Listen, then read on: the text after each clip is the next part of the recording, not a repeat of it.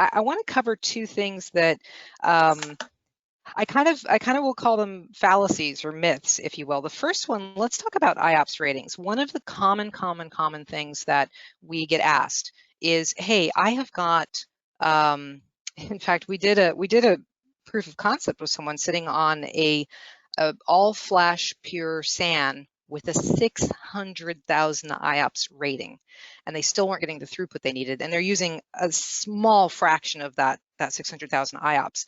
So when we install their software, we were able to reduce their data warehouse workloads by half. It was running at about 7 hours. We shaved 3.5 hours off of it. So, you know, even on all that hardware, it was pretty incredible. So the myth is I have more than enough IOPS to handle the workload. The reality looks a little bit more like this. Workloads really are processing 30 to 40% slower than they need to be. Now, the source of this is the Windows operating system. It's not the hardware. It's you have a Maserati sitting there in the driveway, and you've got, you know, a boot on the wheel. Basically, it's what's happening. And the reason is because of the nature of how Windows structures the I/O. It's split, it's small, and it's random. These are the I/O patterns generated by the Windows operating system.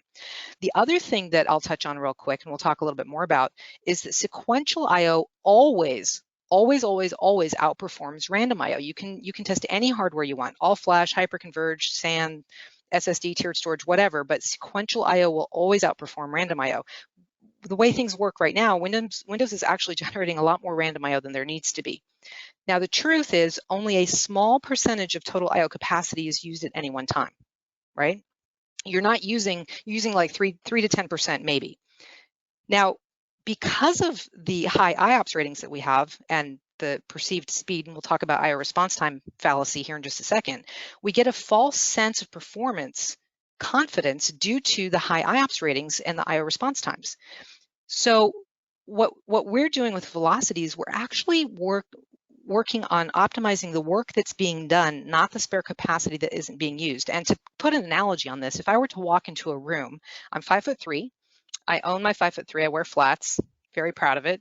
If I walk into a room and it's got 20-foot ceilings, there's 15 feet of airspace above me. And let's say this is an incredibly crowded room, and my job is to get to one side or the other without touching anybody else. I'm not going to be able to do that because of how many people are in the room, and I can't use the 15 feet of airspace above me. So that's a great analogy for what we need to do is optimize the working space, the space that's being used right now. We can actually get that to go 30 to 40% faster, but not by focusing on the hardware, but by focusing on the structure of the data. So that's the first thing we wanted to really touch on. Now, the second fallacy that I want to talk to you is I/O response time. I/O response time can be very misleading. Now, what's the myth? The myth is that faster I/O response time is better, right? Stay with me here. The reality is that one individual smaller I/O transfers faster than one individual larger I/O. 4K I/O or 64K I/O. 4K is going to go faster than 64K. That doesn't mean it's better.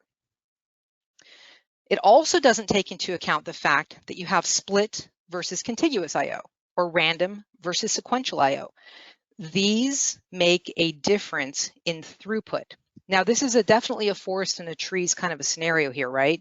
The I/O response time on individual I/Os being the trees, but the throughput of the overall data, body of data, is your forest. And we want to really focus on the throughput of the overall body of data. So the truth is that individual response time of each I/O has been over-prioritized in this performance analysis equation. And overall throughput is always slower when data is transferred with this split, small, and random I/O profile. And the inverse is also true. Overall throughput is always faster when data is transferred with contiguous, larger sequential I/O. So we're going to jump right into the first, well, this is the second use case. The Citrix iometer testing was the first one. So Howard, let me hand this over to you and take us through these use cases.